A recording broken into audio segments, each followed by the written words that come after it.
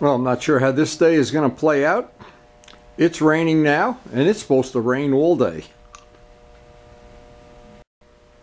But as anybody who has a motorcycle collection, even a small one like this, knows there's always something to do. In fact, maybe at some point today, the decals will arrive from California, from John, and that'll change the whole scope of the day. In the meantime, every time I'm out here, I check Steve's project. He's still in Texas or Guatemala or somewhere. I don't know where the hell he is. But anyway, I just want him to, as he watches the videos every day, see the progress on his project. I think he'll be happy. Just looking up at the sky and looking at the raindrops fall, I just have that gut feeling this is what we're going to have for the next 24 hours. On a rainy, crappy day like this, once that coffee's done, I'll feel a lot more like working. So because of the weather and because of where we are in this project, I'm trying to sequence up what I hope will be a productive day here based on the stuff that I have ready to work on. Now, according to John, today the decals for the FZR project should come in, so I wanted to go over some of the information. I really sorted these out. I wanted to go over some of the information people might not be familiar with working with decals. So what I thought is worth explaining, the first thing, the most obvious thing is all of motorcycle restoration, actually it's not even that, it's all of life, is based on the idea that you're born knowing nothing, and as you grow older you learn more and more and more, and then your legacy is what you've been able to pass on to your children, to your other friends, or whatever. It's kind of a common everyday, everybody kind of agrees on it. One of the things I've learned is that anytime I learn a skill, and those skills can be learned from any number, go to college, you can do things on your own, you can go out and make a mess out of things, which is what I did most of the time. But one of the things that you'll always have is if you learn something, it's always good to pass on what you've learned, both the good and the bad. Now, in our case, the good and the bad, we're always in a learning curve. I don't think there's any such thing as, and if somebody tells me this, I kind of don't believe them. It's not like you learn a skill, especially this kind of a complex skill. You don't learn it, and now I'm done. I'm an expert. Because there's always the unforeseen challenges that come up. Now, I had installed literally thousands of decals in 50 years of model airplanes and probably maybe 60 years of working on motorcycles and playing and painting and whatever. But what you learn is an ongoing thing. And every time you think, oh, I've learned everything there is to know, up comes the snakehead. Now, we just had the snakehead come up with this set of decals. And to be honest, I don't know. I can't tell what paper it is. I can't tell how old it is. I can't tell anything. But somewhere in the course of the day, John's decals may get here. And I'm going to try to come up with what I think is the best, stack the deck in my favor that I don't have any problems that you can have in the past. So let me go over what some of the problems you can have, the very, very simple things you can avoid. Now, decals give you a nice option in the course of doing a restoration, especially on an older bike, because some of the decaling and the badging and the stickers are not available from anybody. Then when it is available, you don't know how old it is. Some of the old stickers that I've bought years ago, the glue didn't stick, or they just had faded or whatever. Like buying old head gaskets for an RD or something. You don't know, they're 40 years old too. So age always takes its toll. So in decals, it's no different. So my guess is the first thing, I spoke to John about this. He did a little research. He actually has been talking to the guy from the decal manufacturer, and I'm going to put that information on a decal. I have it on a computer. I don't do it right now. About the glue that's involved and things you can do to make it as reliable as you possibly can.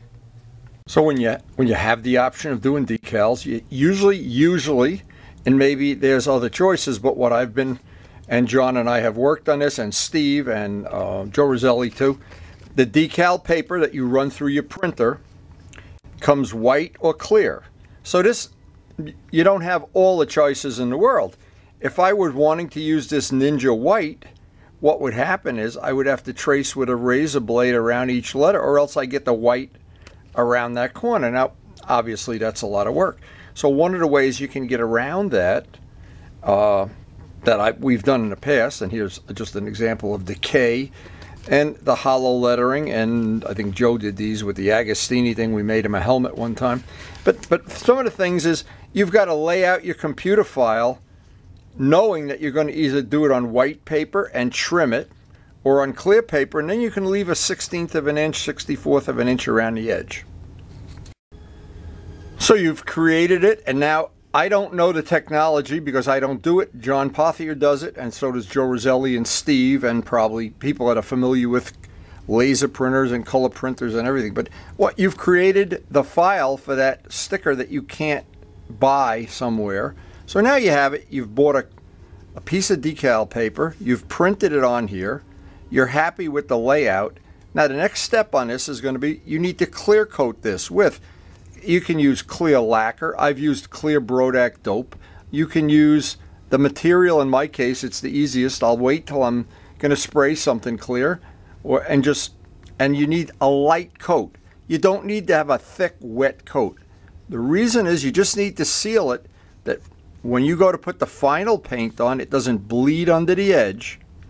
And if you try to trim this exactly to the edge, you run the risk that some of that ink that's under there is just going to bleed out. So what happens is this clear coating that you put on, and it's not critical what you use, but what is critical is that you leave, I'm going to guess, a 1/64 of an inch, and I like to do it as accurately as possible. So again, the objective here is to share information. This is what I do. I lay out the decals. John makes up the files, and John prints them on the paper. And I'm going to put that information on from the at the end of the video. What I do is I lay out the size and shape of the decals I need, and these are for older projects that we learned important lessons from, what I'm trying to pass on. Right here, what had happened is the ink is bleeding out. You can see it here. Well, what happens is this was a sheet that wasn't printed real good, and I had somehow, and I don't know how I did this, I maybe had these laying in the garage and a bird pooped on them or something, a mouse grabbed it.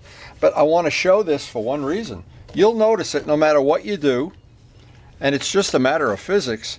When you put the clear anything on here, Brodak dope, clear acrylic lacquer, you really have a free hand to put whatever's on there. What always wants to happen is this wants to curl up, because the paint always has a shrink ratio.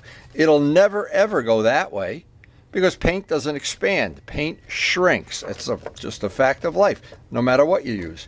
Whether it's acrylic, whether it's dope, or whether it's modern two-part that we use. So I had a little thing I was going to try today. Get it ready so when John's decals actually get here, hopefully later in the day, I will be able to hopefully cure some of this. But again, there's physics involved. It's like gravity. No matter what, you can only control gravity to a certain amount. Gravity always wants to go down. This paper is always going to want to curl in the direction you put the fixative. Now, it's just common sense.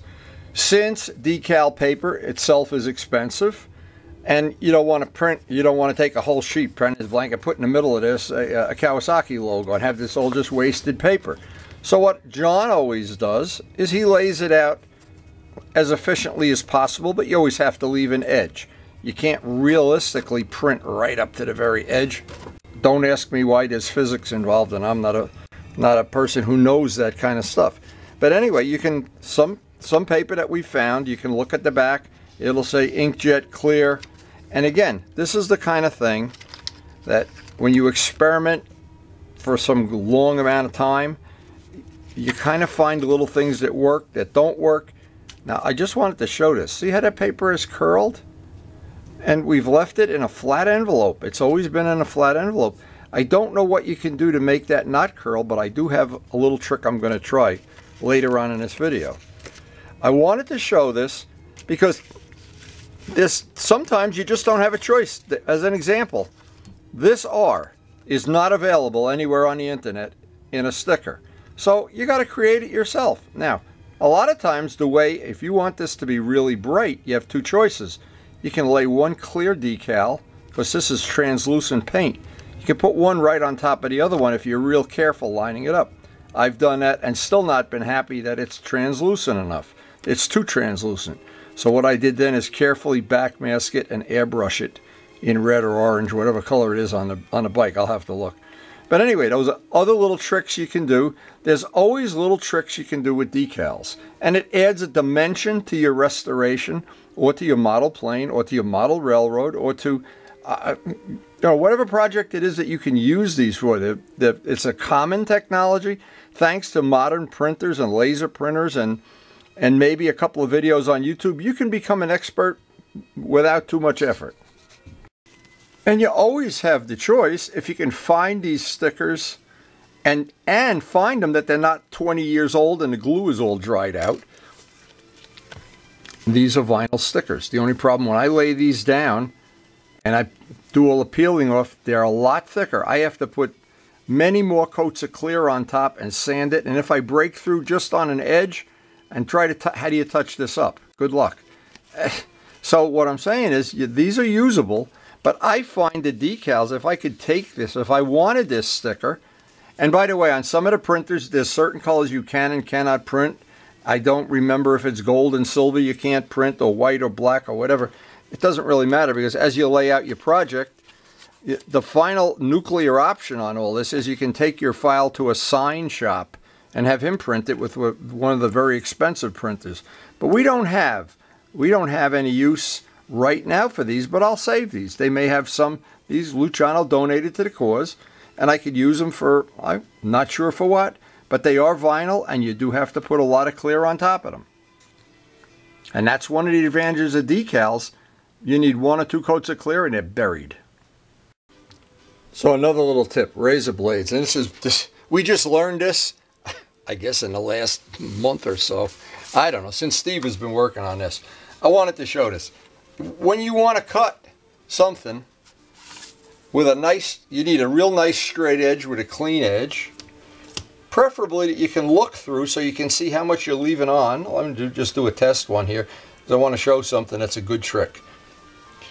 We tried using Harbor Freight blades, and I'm telling you, I always do this, and by the end of that cut, that blade is dull. So what I did, I went to, these come from Lowe's in this Source Project, and they're about, well, I'm not sure. They're more than the Harbor Freight ones. But I want to get one out, and I want to show what the difference is. Okay, so you're paying a little more, but they come with, this little thing is soaked with some kind of oil like WD-40, so you really don't want to get that on your hands either. I try to clean this off. And now if I trim this, and I want to see if this is a brand new blade now. You saw me take it out of the package. I want to be, and I'm going to have to do this when those decals get here from John. I want to get a really nice edge cut right up to the edge. Now, if you happen to be lucky enough to have a friend around, have him do this. While you're holding the ruler here, let him hold it here. Now, and I want to show this trick. It's an old trick for model airplanes. It works great. If you don't have a friend, you can lay this ruler out the way you think it is. Old model, so many old model plane tricks here. Make sure it's right where you want it.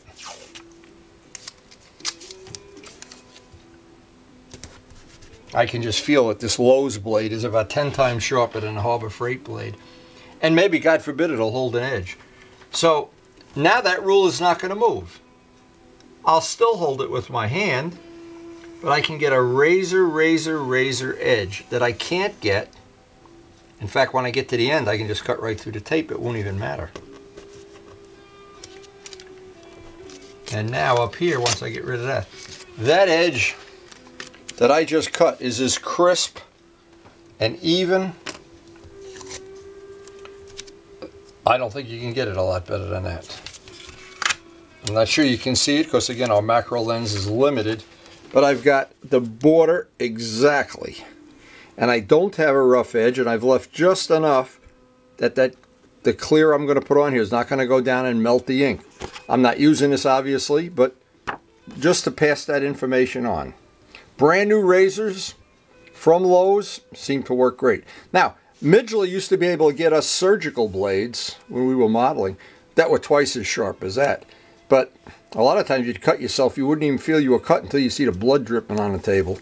But as something you can buy, because I try to do everything as if stuff I can buy inexpensively and locally, that's going to do a good job. And I'm very impressed. That blade from Lowe's was very sharp. Okay, one of the things maybe people that are not modelers or might not know, this is a cutting pad, a self-healing cutting pad. It doesn't matter which side you use for what we're doing. What this does, it keeps a razor sharp. It puts a cut in there. If I cut it, it heals itself back up. Now what this is good for is you get really, really nice cuts when you use this. And as I'm just going to do a demo here, that piece just falls off. Fresh blade from Lowe's, nice, even, neat cut. Now, this is the little trick I wanted to share. I don't know if this is going to work, but that's the whole idea of YouTube. The whole idea of sharing is to try to figure out if some of this stuff you try does work. So anyway, here's my piece of glass I did decal testing on. I guess I'll just flip it over. And I have other pieces of glass. I'm going to need them too. What I'm going to do, when the decals get here, I was thinking, oh yeah, I can do this. Before I put the fixative on, I'm going to take, I want to see if this is going to work. See, I never did this before, so I don't know. But I'll just take, well, any tape, it won't even matter, because the edge is imprinted. And they would have to dry overnight anyway, or some amount of time. Now see, the paper is already starting to curl up this way, so I'll make like a picture frame of tape around it. We'll find out how this is going to work. And if it doesn't work, it's going to be no worse than if I didn't do anything at all. That's for sure. Just catch the last 1/8 inch of paper. And now if I sprayed it clear, see that a little invention like that, a lot of times you could struggle with a problem for years, and I've done it. I've looked on YouTube and seen, or somewhere, and I've said, oh my God, that's the solution to the problem. Boom, done. And we don't know if this is, but it's certainly not going to hurt. And if it doesn't work, nothing bad is going to happen. So, which is a good combination when you're a rocket scientist. You know, the rocket doesn't explode. So anyway, that's what I'm going to try. Once decals get here, they're not here yet. I've got some other stuff to do for Karen, but when I get back, if the decals are here, we're going to lay them all out on glass, but I think it's going to be raining all day. I'm basically going to be screwed. So just some of the reasons I like decals. Number one, of course, it blends right in. You cannot feel, if I close my eyes, you cannot feel that. You cannot feel the paint stripes either. But if this were a sticker, I'd be feeling a little bump. And plus I had an infinite choice of colors. In fact, John matched this. This is a Ford Mustang color. And this exact decal was not available anywhere at any price. So we were able to do that. And I was able to find some of these decals, and they were in sets that were $40. And I didn't want to spend $40 when a set of decal paper is about $1, $1.50. On the West Cooley restoration, this exact decal I had bought, and shame on me. I got frustrated. I bought it off the internet. It was very expensive. I got it, and the color didn't match. And the decal, when I looked at the real West Cooley bikes, this was a darker shade. I didn't want it a darker shade. I wanted it to be an exact match, because all of my bikes are basically, they're custom. I don't try to match anything or make it look like somebody else's bike. Now this is a real GS with a factory paint job, and if I rub my hand on here, I can feel every letter. And I had thought at one point in time what I would do if this paint got a little shabbier than it is. It's 35 years old now. I would just 1000 grit it down and put more clear on top, because I really want to keep that original paint.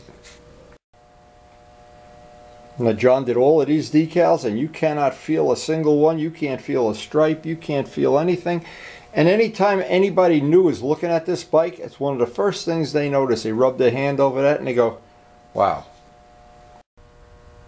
Or what I was talking about before, the dreaded R. I wanted that to be as bright as possible. It's 2 layers of decal, and I painted it and then took an ink pen and went around it. And I may have to do that ink around the edge thing with the FZR lettering too. I don't know, but John did a great job laying out that. That's a custom one-of-a-kind decal. There's another thing about the nice things of decals. We had our late friend Larry DeTuri when he passed away. We wanted to honor him. And I've put this on several of the bikes already. We made up a set of these decals to honor Larry, and I just think that's you're not going to find that little decal on the internet. So having a good supply of decals that are very inexpensive and easy to use, it'll make a restoration that much more fun. And the only bad part is I was sad to see that Steve's decals, for whatever reason, we haven't done our resolve on this yet. And Steve hasn't seen this yet, so I keep thinking every day when I come out here I'm going to look at this and it's going to be different, but we have to resolve that problem at some time. But by sharing information and other people sending me information constantly, I think we have a good shot of learning.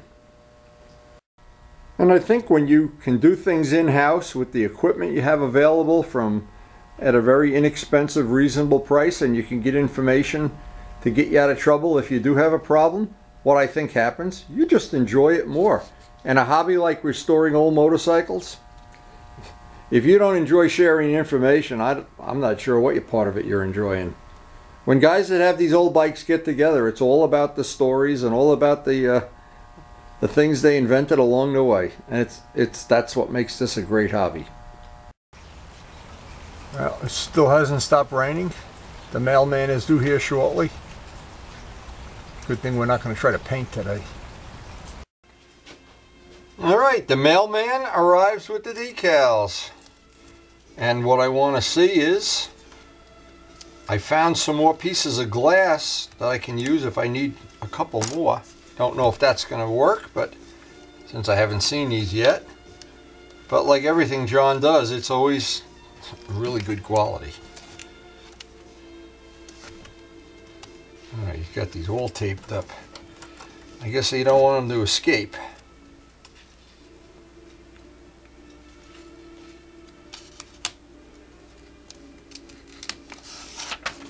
Ooh, this is what we live for.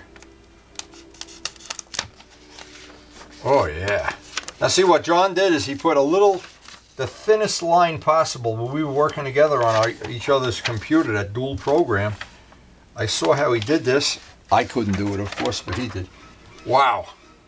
Is that going to look nice? Wow. I can't believe it. Now, I don't know, as of right now, I don't know. Inkjet white, okay. He did a couple of these on different kind of paper, I think he said, but I'm not sure. But see, this is the thing. If you have extras, and it's inevitable that you're going to screw something up if you're me. But that really did come out nice. That is really a great job. Wow. Anyway, I'm looking at this. This is the clear paper. Now see, there's a difference. This is inkjet clear. This one is, oh, he's got written here what it is. HP Goolsby. I don't know what that means. This is, again, too high tech for me. I'm going to leave that on there when I put the clear on. So the next step of this is to lay these all out, see how much glass I can find. I know I have a couple more sheets. Lay this out in such a way that there's a clear piece in between each one. I'll try to keep these pristine as possible. Oh, this is going to look nice. Wow. Beautiful. And a piece for the tail section. See, by using it this way, you just save paper. And obviously the paper is the most expensive part of the whole job. Well, because I don't want to contaminate this. And these are pieces of glass I was using to make molds on, so the other side of it, I can only use one side of this. See, in a perfect world, if this was a fresh piece of glass, I could use both sides. I'm only going to be able to use one side, but I don't want to contaminate anything. So I'm going to clean both sides of the glass as clean as possible. And just like I did the other test, and of course it's glass, it's razor sharp. Adds a little to the adventure. But anyway. Yeah, now this little experiment, I've been thinking about this, and I'm not sure it's going to have any value, but I know for sure. And the best experiment in the world you can ever do is if it doesn't cost you any money, and if when you're all done it's no worse than it was when you started, and that there is a chance you'll find usable information. Okay, now we're ready, and I'll do this very, very methodically. How can I lay this out? Now I better get 2 on one sheet here if I was a smart guy. Can you get 2? Nah, not really. We're only going to get 2. But lay this out and just get a roll of masking tape. Make a picture frame around it. And then I can't spray today because obviously it's pouring out there. But tomorrow is supposed to be nicer. Then I'll put the clear on, and then that's going to have to dry overnight.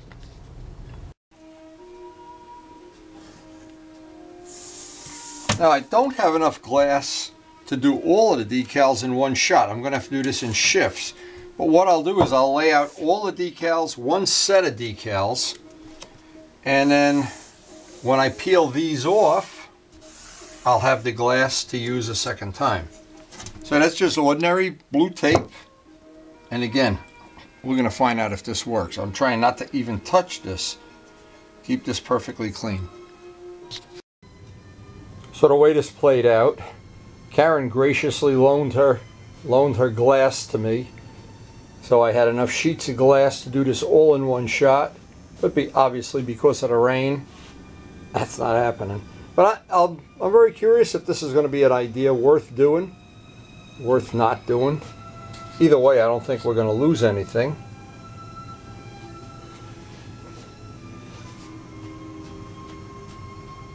So the last step on this, one of the last steps, there's never a last step.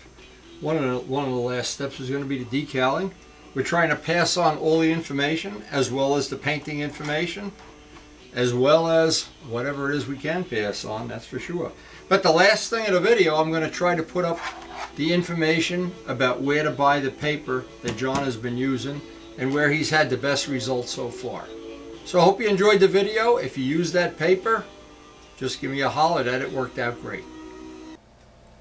The source for the decal paper is texascraft.com/HPS/home.php.